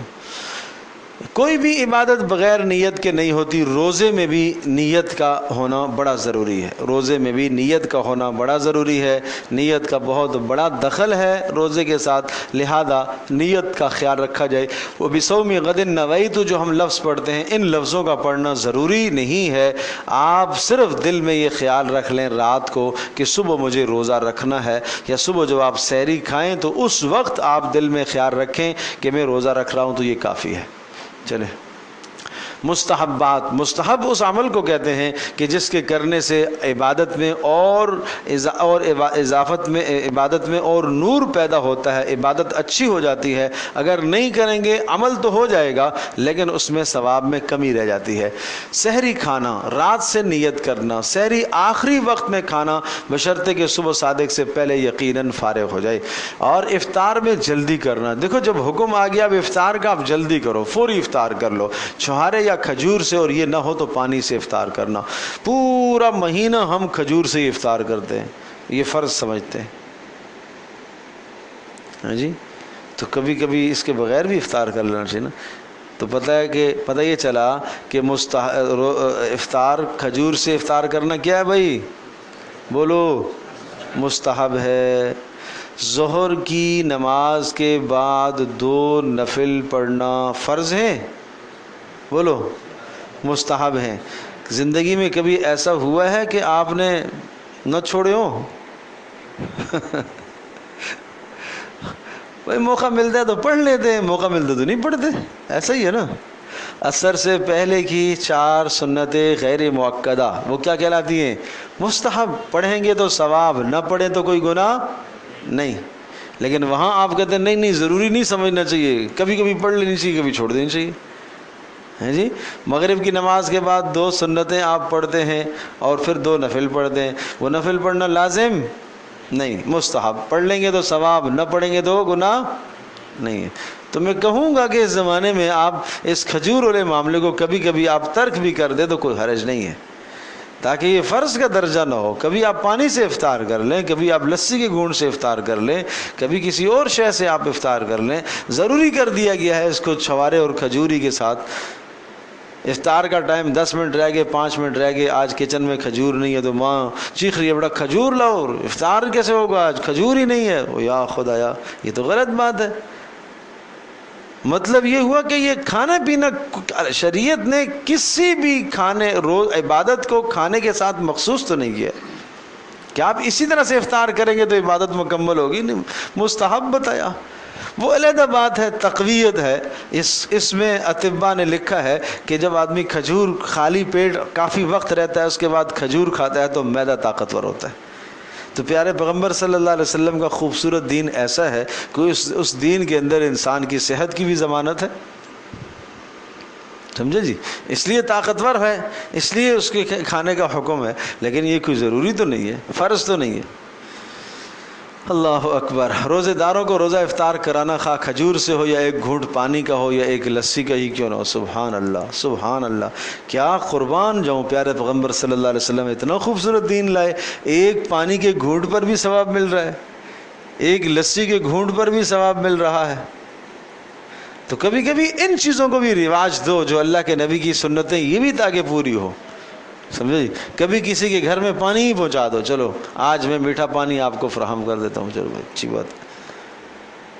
چلیں، فضول کلام سے اجتناب کرنا، اہل و عیال پر فساد کرنا، اگر کوئی اس سے الجھ جائے تو صاف کہہ دے میں روزے سے ہوں۔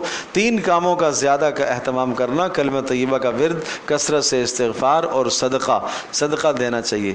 اور یہ سحری میں جلدی، یعنی سحری، یہ لفظ غلط ہے، اس کو ہٹا دو، اس دن بھی کہا تھا اس کو ہٹا دیتے یار۔ چلو بیٹا یہ نوٹ رکھنا ذرا، چلے آگے۔ روزے کے مکروہات، جن چیزوں سے روزہ مکروہ ہو جاتا ہے: گون چبانا، کوئی اور چیز منہ میں ڈالے رکھنا مسلسل، کوئی چیز چکھنا، البتہ جس عورت کا خامن سخت مزاج ہو اور لڑائی کا اندیشہ ہو تو اسے زبان کی نوک سے سالن کا نمک چکھ لینے کی اجازت ہے، چکھ کر اسے تھوک لے۔ یہ 2 باتیں ہیں، ایک تو عورت کو سمجھنا چاہیے کہ اللہ نے اسے کتنی رخصت دی ہے، اللہ نے اس کو کتنی رعایت دی ہے، اللہ نے اس کو کتنی عزت دی ہے، اور دوسرا اس بد مزاج کو سمجھنا چاہیے کہ میری وجہ سے شریعت نے یہ حکم نازل فرمایا، میری وجہ سے یہ حکم نازل فرمایا، اور میری بیوی پریشان تھی اور اللہ نے اس کے لیے آسانی کر دی ہے۔ میں کتنا بد مزاج ہوں کہ میری وجہ سے لڑائی ہوتی ہے گھر میں، نمک پر، مرچ پر، مسالے پر لڑائی ہے کہ جناب یہ نمک کم ہے اور یہ ہے، تو اس لیے اس عورت کو بہرحال اجازت دے دی گئی۔ اچھا جی، نمبر 3، کلی یا ناک میں پانی ڈالتے وقت مبالغہ بہت زیادہ کرنا، منہ میں بہت سا تھوک جمع کر کے نگلنا مکروہ ہے۔ غیبت کرنا، جھوٹ بولنا، گالی دینا۔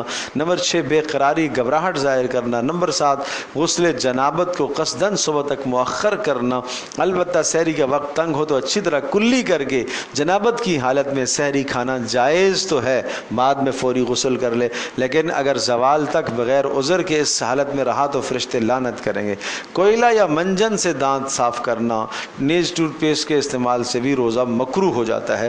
مسواک ہر طرح کی استعمال کر سکتے ہیں، تازی بھی خشک بھی ہر طرح کی استعمال کر سکتے ہیں، لیکن یہ باقی جو چیزیں ہیں ادویات، ان کو روزے کی حالت میں نہ استعمال کیا جائے۔ مفسدات، جن سے روزہ ٹوٹ جاتا ہے، مفسد چیزیں ان باتوں کو کہتے ہیں جن سے روزہ ٹوٹ جاتا ہے۔ ان کی 2 قسمیں، پہلے وہ امور جن سے روزہ ٹوٹ جاتا ہے اور صرف روزے کی قضا واجب ہوتی ہے، کفارہ نہیں۔ انتہائی اہم ضابطہ، اس کے متعلق ایک ضابطہ لکھا گیا ہے، اس کو ذہن نشین فرمائیں کہ روزہ کس سے ٹوٹتا ہے۔ اس کے متعلق ایک انتہائی اہم ضابطہ ذہن نشین کر لیں، جس سے بہت سارے مسائل انشاءاللہ آسانی سے حل ہو جائیں گے۔ وہ یہ ہے کہ ہوا کے علاوہ ہر وہ چیز روزہ توڑ دیتی ہے جو باہر سے معدہ، حلق، آنتوں، پھیپھڑوں میں پہنچ کر ٹھہر جائے، اس سے روزہ ٹوٹ جاتا ہے۔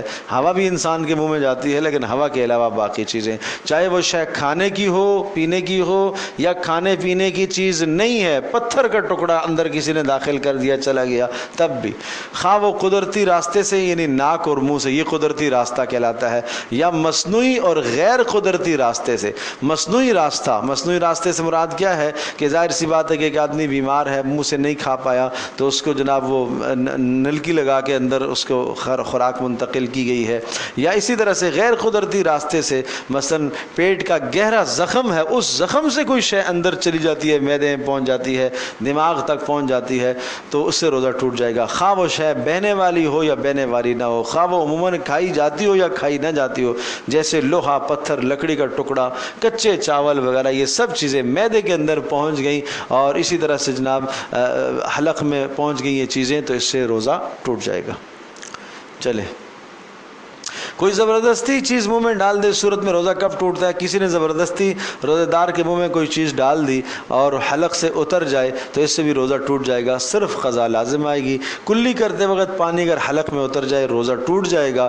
اگر کسی شخص کو روزہ یاد تھا وضو کرتے وقت، ویسے ہی کلی کرتے وقت بلا قصد حلق میں پانی اتر جائے، اس صورت میں روزہ ٹوٹ جائے گا، صرف قضا لازم آئے گی۔ عام طور پر کبھی کبھی وضو کرتے وقت بے احتیاطی ہو جاتی ہے، حلق میں پانی اتر جاتا ہے، تو اس سے کیا ہوگا؟ روزہ ٹوٹ جائے گا۔ لیکن روزہ ٹوٹ گیا پھر بھی کھانے کی اجازت نہیں ہے، دن کو اسی طرح سے رہنا ہے، بس اس روزے کی قضا آپ کریں گے بعد میں۔ کون سی قے آ جائے تو روزہ ٹوٹتا ہے؟ یہ قے کے بارے میں ذرا تفصیل، قے کے بارے میں تفصیل یہ کہ قے یا تو از خود آئی ہوگی یا اس کو مثلا انگلی وغیرہ سے کے ذریعے سے لایا گیا ہوگا۔ اگر خود بخود قے آ جائے تو اس سے روزہ اس وقت ٹوٹے گا جب یہ منہ بھر کر ہو اور چنے کی مقدار یا اس سے زائد قے کو جان بوجھ کر واپس اندر لوٹا دیا جائے۔ یہ سمجھیے گا، قے سے روزہ کب ٹوٹتا ہے؟ از خود اگر قے منہ بھر کر آئی، باہر نکلی، اس سے روزہ نہیں ٹوٹے گا، یاد رکھیے گا، اس سے روزہ نہیں ٹوٹے گا۔ لیکن قے منہ بھر کر آئی اور اس کا کچھ حصہ واپس لوٹا دیا آدمی نے تو اس سے روزہ ٹوٹ جائے گا، ٹھیک ہے۔ اور اگر قے از خود کی ہے اور وہ قے کی جو وہ منہ بھر کر ہوئی ہے، اس سے بھی روزہ ٹوٹ جائے گا۔ تو قے سے دو صورتوں میں روزہ ٹوٹتا ہے۔ نمبر ایک، خود بخود آئی اور اس نے واپس لوٹا دی تو روزہ ٹوٹ جائے گا، ٹھیک ہے۔ اور نمبر دو، قے کی، اس نے انگلی ڈال کر قے کی، اور قے کی تو کتنی ہوگی، تو منہ بھر کر ہوگی تو روزہ ٹوٹے گا۔ یہ دو صورتیں۔ ویسے از خود اگر قے آ جاتی ہے، چاہے منہ بھر کر ہو، واپس آپ نے نہیں لوٹائی تو اس سے روزہ نہیں ٹوٹتا۔ چلیں، دانتوں سے کسی چیز کو اندر نگل لینے سے روزہ ٹوٹ جاتا ہے۔ جیسے صبح سحری کا وقت نکل گیا ہے، روشنی ہو گئی ہے، دانت میں گوشت کے ذرات پھنسے ہوئے تھے، اس کو جناب زبان سے نکال کر اندر ہی لے گیا ہے، تو یقیناً ہاں جو چیز دانتوں میں رہ گئی اس کو زبان کی نوک سے نگل گیا، جبکہ وہ چنے کے دانے کے برابر ہو یا اس سے زیادہ ہو تو اس سے روزہ ٹوٹ۔ اگر منہ سے نکال کر باہر نکال کر پھر نکلا تو چاہے چھوٹا ہو چاہے بڑا ہو، روزہ ٹوٹ جائے گا۔ دو صورتیں، اگر اندر سے ہی اندر لے گیا، منہ سے ہی اندر لے گیا تو وہ ذرا بڑی مقدار ہو تو روزہ ٹوٹے گا، بہت قلیل مقدار ہو تو نہیں ٹوٹے گا۔ لیکن اگر وہ باہر نکالا، اس نے ہاتھ میں دیکھا کیا ہے، اچھا گوشت کا ذرہ، چلو واپس لے گیا اس کو، ٹھیک ہے، تو یہ چاہے چھوٹا ہو چاہے بڑا ہو، اس سے روزہ ٹوٹ جائے گا۔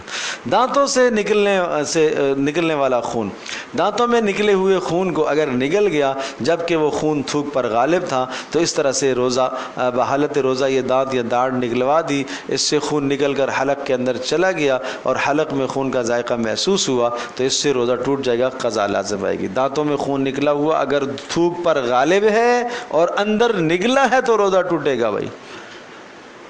یہ اس لیے بتا رہا ہوں، بتا کے تھک جاتے ہیں ہم لوگ رمضان میں۔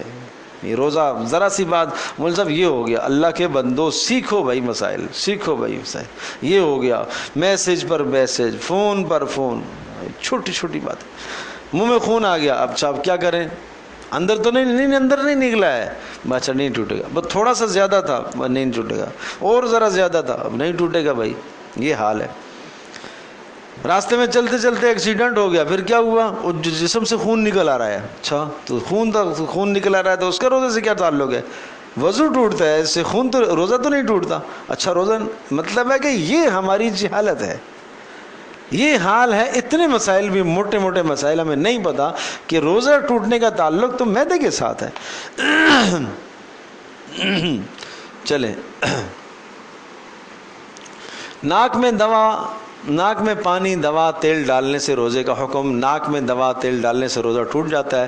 اسی طرح اگر ناک میں پانی چڑھاتے ہوئے اتنا مبالغہ کیا کہ پانی حلق میں چلا گیا اور یاد بھی تھا کہ روزہ ہے، اس سے روزہ فاسد ہو جائے گا، صرف قضا لازم آئے گی، کفارہ نہیں۔ البتہ اگر روزہ یاد نہ ہو، اس طرح ناک کے نرم حصے تک پانی پہنچا، حلق تک نہ پہنچا تو روزہ فاسد نہیں ہوگا۔ کان میں تیل، دوا یا پانی کے چلے جانے سے روزے کا حکم، روزے کی حالت میں کان میں تیل یا دوا ڈالنے سے روزہ نہیں ٹوٹتا، البتہ اگر کسی شخص کا پردہ پھٹا ہوا ہو اور وہ پانی سے یا تیل وغیرہ سے یا دوا سے اس کے حلق تک پہنچ جائے تو اس سے روزہ ٹوٹ جائے گا، صرف قضا لازم آئے گی، کفارہ نہیں۔ چلیں، بھولے سے کچھ کھا پی لیا، اس سے روزہ نہیں ٹوٹتا۔ اگر کسی شخص نے روزے کی حالت میں بھولے سے کچھ کھا پی لیا، روزہ نہیں ٹوٹتا، البتہ یہ سمجھ کر ٹوٹ گیا ہے، پھر قصدن کھا پی لیا تو اب روزہ ٹوٹ جائے گا، اب روزہ ٹوٹ جائے گا۔ پہلے بھولے کر کھانے سے بھول کر بالکل زیادہ کھا لیا، تھوڑا کھا لیا، پیٹ بھر کر کھا لیا، کتنا آسان عمل ہے اللہ نے روزے کے معاملے میں۔ دیکھو نماز میں بھول معاف نہیں ہے اور روزے میں بھول معاف ہے۔ نماز میں اگر بھول کر کوئی کلام کر لیتا ہے، ابھی تو پانی پی سکتے ہیں نا، چلو بسم اللہ۔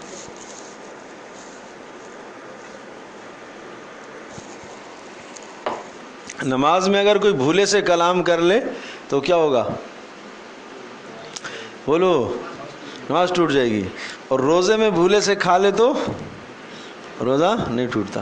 کوئی وجہ بتا سکتا ہے؟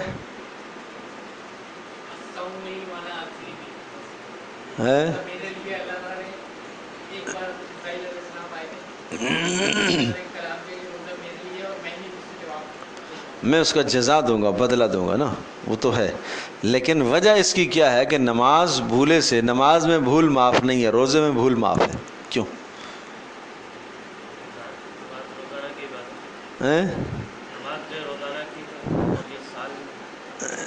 کچھ تھوڑی سی بات یہ بھی کہی جا سکتی ہے کہ نماز جو ہے نا روزانہ کی عبادت ہے اور روزہ سال میں ایک بار ہے.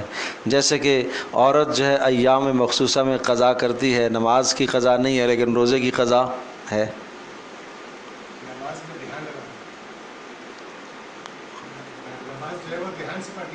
ہاں نماز کو لوٹانا آسان ہے، روزے کو لوٹانا مشکل. اور دوسری بات ہے کہ ماہ رمضان نکل جائے گا، رمضان کا روزہ چلا جائے گا اگر اس کی قضا ہوگی. نہیں، قضا تو بعد میں ہے نا. چلو سمجھیں، علت اور سبب یہ ہے کہ نماز ایک مخصوص حالت ہے جو مذکرہ ہے. مذکرہ یاد دہانی کرانے والی ہے. آدمی وضو کرتا ہے، مخصوص رخ پر اپنے آپ کو کھڑا کرتا ہے، قبلے کی طرف رخ کرتا ہے، مخصوص طریقے سے نماز پڑھتا ہے. یہ سب کی سب حالتیں کیا ہیں؟ آپ کو یاد دہانی کرا رہی ہیں کہ آپ کیا ہیں؟ نماز میں کھڑے ہیں. مطلب ہے کہ ایک آدمی امام کے پیچھے بھی کھڑا ہوا، قبلے کی طرف بھی رخ کیا ہوا ہے، ہاتھ بھی اس نے باندھے ہوئے ہیں، رکوع میں جھکا ہوا ہے، سجدے میں ہے، پھر بھی اتنا غافل ہے کہ بھول سے بات کر رہا ہے. لیکن روزے میں کوئی حالت یاد دہانی کی کوئی حالت نہیں ہے. روزہ مطلب ہے کہ روزہ وہ عبادت ہے، پتہ تو نہیں چلتا کہ اس نے روزہ رکھا ہوا یا نہیں رکھا ہوا ہے. نماز پڑھتے ہوئے دور سے نظر آئے گا یہ نماز پڑھ رہے ہیں، لیکن روزے کا کوئی اظہار نہیں ہوتا. تو روزے میں کوئی حالت مذکرہ کیا نا، یاد دہانی کرانے والی کوئی ایسی حالت نہیں ہے کہ آپ روزے میں ہیں. بس وہ ذہن میں رکھنا پڑتا ہے اور ذہن سے محو ہو سکتا ہے. اور نماز کے اندر ذہن میں تو رکھنا پڑتا ہے دھیان، لیکن ساتھ ساتھ جسم بھی آپ کو بتا رہا ہے کہ آپ کس میں کھڑے ہیں؟ نماز میں کھڑے ہیں نا. اس لیے یہ تو یہ شریعت کی علتیں اور احکام ہیں کو سمجھنے کی ضرورت ہے بہرحال. لیکن خیر کوئی بات نہیں، اگر مسئلہ پتہ ہے اور اس کی علت اور وجہ لاجک پتہ نہیں تو کوئی مسئلہ نہیں. آپ کو مسئلہ تو معلوم ہے نا کہ نماز میں بھولے سے کلام کرنے سے نماز ٹوٹ جائے گی اور روزے میں بھولے سے کھانے سے روزہ نہیں ٹوٹے گا. بس مسئلہ پتہ ہے، پھر وہ علت پتہ کرنے کے لیے مول صاحب کے پاس آنا پڑے گا. ٹھیک ہے نا، علت اپنی طرف سے نہ کریے گا. چلو اللہ اکبر. سورج غروب ہونے سے پہلے بھولے سے روزہ افطار کرنے سے صرف قضا لازم ہوگی. بادل یا غبار، آج کل تو یہ آسان ہے، کیلنڈر ہے، سب کچھ ہے، لیکن خیال کیا جائے کیا شدید پیاس کی حالت میں روزہ افطار کرنا درست ہے؟ اگر بھوک یا پیاس اس قدر ہو جائے کہ خطرہ ہو کہ کچھ کھایا یا پیا نہیں تو جان نکل جائے گی، ایسی صورت میں افطار کرنا جائز ہے. بعض میں اس کی قضا کر لی جائے. اور بلکہ اگر آپ بیمار پڑ گئے اور اتنے شدید بیمار پڑ گئے کہ دوائی اگر نہ دی شام تک تو جان جانے کا خطرہ ہے، ڈاکٹر کہہ رہے افطار کرو، گھر والے کہہ رہے افطار کر دو، کھاؤ، یہ نہیں کر رہا، اب گناہ گار ہے. ٹھیک ہے نا. اب شریعت نے جو اسے اجازت دی ہے اس اجازت کو استعمال نہیں کر رہا تو کیوں اپنے آپ کو بہادر بنا رہے ہو بھائی؟ نہیں سمجھے. عصر کا وقت تھا بدر کے موقع پر، رسول اللہ صلی اللہ علیہ وسلم غزوہ بدر کے اندر ہے، عصر کا ٹائم ہے، نڈھال ہو گئے کچھ لوگ بدر میں ہیں جی، کافروں سے لڑتے دھوپ شدید، تپش، حرارت، گرمی، روزہ بھی ہے، سفر بھی تھا. تو سفر میں تو ویسے بھی کیا ہے، رخصت ہے نا، رکھے ہوئے تھے روزے، پھر کہ روزہ رکھنا افضل ہے، رکھا ہوا تھا روزہ، لیکن نڈھال ہو گئے. آپ نے فرمایا روزے توڑ دو، افطار کر دو. سب بہت ساروں نے افطار کر دیا، کچھ رہ گئے، انہوں نے کہا اب عصر ہی تو ہے، تھوڑا سا ٹائم تو رہ گیا ہے، اب کیا کریں گے، چلو روزہ ہو جائے گا. تو نیت تو اچھی تھی نا، لیکن آپ نے فرمایا اولئک العصاة، یہ گناہگار ہیں، یہ گناہگار ہیں، انہوں نے شریعت کی پیروی نہیں کی. اصل شریعت کی پیروی کیا ہے؟ وہ حکم ماننا ہے، حکم ماننا ہے. میری خواہش ہے کہ میں اپنے روزے کو پورا کر لوں، میری خواہش ہے. حکم شریعت کا یہ کہہ رہا ہے کہ بھائی اس وقت تم توڑ دو اس کو، تو میں نے تو خواہش پر پیروی کی ہے نا، میں نے خواہش پر چلا ہوں، حکم تو نہیں دیکھا میں نے. تو شریعت میں اصل حکم ہے، حکم کی پیروی کرنا ہے. آپ کو پتہ ہے بدر کیا نام ہے حدیبیہ کے موقع پر، اب اندازہ کیجئے قربان جاؤں صحابہ پر، ان کی قربانیاں دیکھیے، کس قدر مشقت والا عمل ہے. حدیبیہ کے موقع پر مکہ، یہ قریب مکہ میں ہم پہنچ گئے اور عمرے کی لیے سارے آئے ہوئے ہیں اور احرام بندھے ہوئے ہیں، اور کس قدر جو ہے اندر سے تڑپ ہے، اتنے سال ہو گئے حرم کو دیکھا نہیں، بیت اللہ کو دیکھا نہیں، سارے پہنچے ہوئے، حکم آیا کہ چلو اپنے احرام کھول دو، جانور ذبح کرو اور اپنے احرام کھول دو۔ تو وہاں پر 1400 صحابہ نے اپنے احراموں کو کھولا، جانوروں کو ذبح کیا، بغیر عمرہ کیے واپس کے۔ کیوں؟ رسول اللہ کا حکم آ گیا نا، رسول اللہ کا حکم آ گیا۔ کوئی ایسا ہو سکتا تھا چلو یار میں چھپ چھپا کے، میرے وہاں جاننے والے ہیں، مکہ میں 2-4 اچھے لوگ ہیں، چلو میں ان کے توسط سے عمرہ کر کے آ جاؤں گا، ایسا ہو سکتا تھا؟ نہیں ہو سکتا تھا۔ ہر آدمی اس طرح سے کھانچے نکال سکتا تھا نا، لیکن نہیں، اللہ کے رسول کا حکم ہے واپس جانا ہے۔ تو شریعت اتباع کا نام ہے، خواہشات کا نام نہیں ہے۔ میری خواہش ہے اس وقت میں نماز پڑھوں، بھائی تم شریعت کا حکم دیکھو نا، شریعت کا حکم اور فیصلہ دیکھو کہ وہ کیا ہے، اپنی چاہت پر مت چلو۔ چلے، سگریٹ، حقہ، پان، نسوار وغیرہ سے روزہ ٹوٹ جاتا ہے۔ روزہ کی حالت میں اگر سگریٹ، پان، نسوار، حقہ استعمال کرنے سے روزہ ٹوٹ جائے گا۔ اگر سحری کھانے کے بعد پان یا نسوار منہ میں رکھ کر سو گیا اور بیدار ہوا تو سحری کا وقت ختم ہو گیا، تو ہو چکا تھا تو روزہ ٹوٹ گیا۔ منہ میں کبھی پان رکھ لیتے ہیں اور آنکھ لگ گئی ہے، یا بے خیالی میں جناب اذان ہو گئی تو صاحب اب پان آپ نے رکھا ہوا ہے، نسوار رکھی ہوئی ہے، روزہ آپ کا ٹوٹ گیا، یہ روزہ نہیں ہوگا، اس روزے کی قضا کرنی ہے۔ انہیلر استعمال کرنے سے روزہ ٹوٹ جاتا ہے۔ انہیلر کا استعمال خواہ دمہ کے مریض کے لیے کسی اور مقصد کے لیے استعمال، اس سے روزہ ٹوٹ جائے گا، کیونکہ اس کے استعمال سے دوا کے ذرات حلق میں پہنچ جاتے ہیں۔ اچھا جی، اسی طرح سے بھاپ لینے سے، یہ بھی خوب یاد رکھے، لیادر ہونے کی حالت، روزے کی حالت میں بھاپ خواہ بذریعہ ناک لی جائے یا منہ سے لی جائے، دونوں صورتوں میں کیا ہو جائے گا؟ روزہ ٹوٹ جائے گا۔ بھاپ کے ذرات اندر جاتے ہیں نا، سمجھے؟ تو کرونا والے کو کسی نے کہا ہے تو پھر وہ افطار کے بعد بھاپ لینا، پہلے نہ لے۔ چلے، آکسیجن، اگر کسی مریض کو دی جانے والی آکسیجن عام ہوا میں پائی جانے والی آکسیجن ہی پر مشتمل ہو، اس میں کسی شکل کی کوئی دوا یا کوئی مادی چیز بالکل شامل نہ ہو، تو اس سے روزہ فاسد نہیں ہوگا۔ البتہ اگر اس میں کسی قسم کی شکل میں کوئی دوا یا مادی چیز شامل ہو تو پھر روزہ فاسد ہو جائے گا۔ دل کے مریض میں زبان کے نیچے گولی رکھنے کا حکم، امراض قلب میں زبان کے نیچے جو گولی رکھی جاتی ہے وہیں جذب ہو کر تحلیل ہو جاتی ہے، اس سے روزہ نہیں ٹوٹتا۔ لیکن اگر دوا کے اجزاء لعاب کے ساتھ مل کر حلق کے اندر چلے جائیں تو اس سے روزہ ٹوٹ جائے گا۔ یہ سمجھنے کی بات ہے کہ اگر صرف وہاں تک ہے اور آپ نے باہر تھوک دیا تو کوئی حرج نہیں ہے۔ ان سب صورتوں میں صرف ان روزوں کی قضا واجب ہوگی۔ قضا کا طریقہ یہ ہے کہ جو روزہ ٹوٹ گیا ہو، رمضان گزرنے کے بعد اس روزے کے بدلے میں ایک روزہ رکھے گا۔ نیز رمضان کا روزہ اگر کسی شخص کا ٹوٹ جائے تب بھی اس شخص کے لیے افطار تک کچھ کھانا پینا جائز نہیں، بلکہ سارا دن روزے داروں کی طرح رہنا واجب ہے۔ دوسری قسم وہ شرائط جن کے پائے جانے سے قضا اور کفارہ دونوں یاد رکھیں، کفارہ واجب ہونے کے لیے درج ذیل تمام شرائط کا پایا جانا ضروری ہے۔ رمضان المبارک کا ادا روزہ ہو تو تب کفارہ لازم آتا ہے۔ اگر رمضان کے روزے کی قضا بعد میں کر رہا ہے، چھوٹے روزے کی قضا کر رہا ہے، وہ ٹوٹ گیا تو پھر اس پر کفارہ نہیں آتا، یا رمضان کے علاوہ کوئی اور روزہ نہ ہو۔ نمبر 2، رمضان کے روزے کی نیت بھی رات یعنی صبح صادق سے پہلے کی ہو۔ نمبر 3، کوئی شرعی عذر مثلا سفر، بیماری وغیرہ بھی نہ ہو۔ نمبر 4، مضطر نہ ہو یعنی جان کے جانے کا خوف نہ ہو۔ اور نمبر 5، اکراہ یعنی کسی نے دھمکی وغیرہ سے نہ کھلایا ہو۔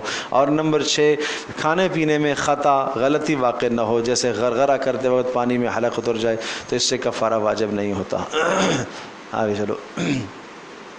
روزہ یاد ہونے کی صورت میں عمدن جان بوجھ کر اپنے منہ کے راستے سے یہ معدے تک کھانے پینے کی کوئی ایسی چیز پہنچائی جائے جس کی طرف طبیعت مائل ہوتی ہے، اس سے پیٹ کی اشتہا، چاہت بھی ختم ہو جاتی ہے، اور اس سے استعمال سے عام مروجہ طریقے کے مطابق کیا گیا ہو تو اس پر کفارہ لازم آئے گا۔ ایسی چیز کے کھانے کے بعد کوئی شرعی سماوی مثلاً حیض و مرض وغیرہ بھی نہ آیا ہو، بسا اوقات کھا لیا اور اس کے بعد جو ہے نا کسی عورت کو ایام آگے تو پھر اب کفارہ نہیں آئے گا۔ اسی طرح سے رمضان کے روزے میں قصداً ہم بستری کر لینے سے قضا اور کفارہ دونوں لازم ہو جاتے ہیں۔ بہرحال یاد رہے کہ کفارہ واجب ہونے کے لیے ان تمام شرائط کا پایا جانا ضروری ہے۔ اگر ان میں ایک شرط بھی نہیں پائی گئی تو کفارہ واجب نہ ہوگا۔ کفارہ رمضان کے روزے کا کفارہ یہ ہے کہ اگر کوئی آدمی رمضان روزے کی طاقت رکھتا ہو اور 60 روزے پے در پہ رکھنا واجب ہیں، البتہ اگر کوئی شخص لا علاج بیماری یا بڑھاپے کی وجہ سے روزے رکھنے کی صلاحیت نہ رکھتا ہو تو پھر 60 مسکینوں کو پیٹ بھر کے 2 وقت کا کھانا کھلائے۔ اللہ اکبر۔ روزے کے چند ایسے اہم مسائل جن سے روزہ ٹوٹتا ہے نہ مکروہ ہوتا ہے۔ عام طور پر لوگ ان کی تفصیل کو نہیں جانتے، پرواہ نہیں کرتے۔ آگے چلیں ذرا۔ خون ٹیسٹ کرانے سے روزہ نہیں ٹوٹتا۔ روزے کی حالت میں خون ٹیسٹ کرانے سے روزہ نہیں ٹوٹتا، البتہ اتنا زیادہ خون نہ نکلوائیں کہ کمزوری غالب آ جائے۔ غسل، تیل، سرما، خوشبو لگانے سے روزے پر کوئی اثر نہیں پڑتا۔ آگے چلیں۔ کلی کے بعد منہ کی تری تھوک ہلکا سا اندر چلا جائے، اس سے کچھ نہیں ہوتا۔ انجیکشن لگوانے سے روزہ نہیں ٹوٹتا۔ لوگ سمجھتے ہیں شاید اس سے روزہ ٹوٹ جاتا ہے، اس سے نہیں ٹوٹتا۔ ہاں پیچھے ایک اس میں ذرا بات ذہن نشین کریں۔ انجیکشن لگوانے سے روزہ نہیں ٹوٹتا، البتہ اگر انجیکشن ایسا ہو جس سے دوائی براہ راست یعنی رگ کے واسطے کے بغیر معدہ یا دماغ تک پہنچ جائے تو اس سے روزہ ٹوٹے گا۔ چلیں۔ بلا اختیار حلق میں مکھی یا دھواں چلی جائے، اس سے نہیں ٹوٹتا۔ روزے کی حالت میں مسواک کرنا بلا کراہت درست ہے۔ بحالت روزہ مسواک کرنا اگرچہ تازی جڑ ہو یا شاخ ہو بلا کراہت درست ہے۔ چلیں۔ ضرورت کے تحت دانت یا داڑھ نکلوانا یہ بھی جائز ہے، لیکن اس کا خون اندر چلا گیا تو روزہ ٹوٹ جائے گا۔ احتلام، انزال، مزی کے نکلنے سے، ان تمام چیزوں سے روزہ نہیں ٹوٹتا۔ چلیں۔ روزہ توڑنے کی اجازت کب ہے؟ سفر کی وجہ سے، بشرطے کہ سفر شرعی ہو، اور سفر شرعی کی تعداد موجود ہونے کے اعتبار سے موجودہ زمانے 48 میل یعنی 78 کلومیٹر ہے۔ مرض کی وجہ سے جب خطرہ ہو کہ روزہ رکھے گا تو مرض بڑھ جائے گا، جان چلی جائے گی، روزہ توڑ سکتے ہیں۔ بھوک یا پیاس کی یہ حالت ہو جائے کہ اگر روزہ نہیں توڑے گا تو موت واقع ہو جائے گی، روزہ توڑ سکتے ہیں۔ حاملہ عورت جب بچے کو یا خود کو قوی نقصان کا اندیشہ ہو تو روزہ توڑ سکتی ہے۔ دودھ پلانے والی عورت کے لیے جب کہ وہ اسے ڈر ہو کے کچھ نہ کھایا یا نہ پیا تو دودھ نہ ہونے کی وجہ سے بچے کی جان کا خطرہ ہے، متبادل صورت نہیں ہے تو روزہ توڑ سکتی ہے، بعد میں قضا کرے گی۔ 5 چیزیں روزے کو برباد کرتی ہیں: جھوٹ ہے، غیبت ہے، چغل خوری، جھوٹی قسم، بد نظری، ان سے روزہ تباہ ہو جاتا ہے۔ روزہ افطار کرانے کے فضائل پیچھے آ بھی چکے ہیں۔ افطار کرانے والے کو روزہ دار کے برابر اجر ملتا ہے اور کوئی کمی نہیں ہوتی۔ روزہ افطار کرانے والے کے گناہ معاف کر دیے جاتے ہیں۔ روزہ افطار کرانے والے کو جہنم سے، آگ سے خلاصی ملتی ہے۔ روزہ افطار کرانے والے کے لیے فرشتے جو ہے وہ رمضان کے آخر تک 3 دعائیں کرتے ہیں: اے اللہ اس پر رحم فرما، اس کی غلطیاں معاف فرما، اس کے عمل کو مقبول بنا۔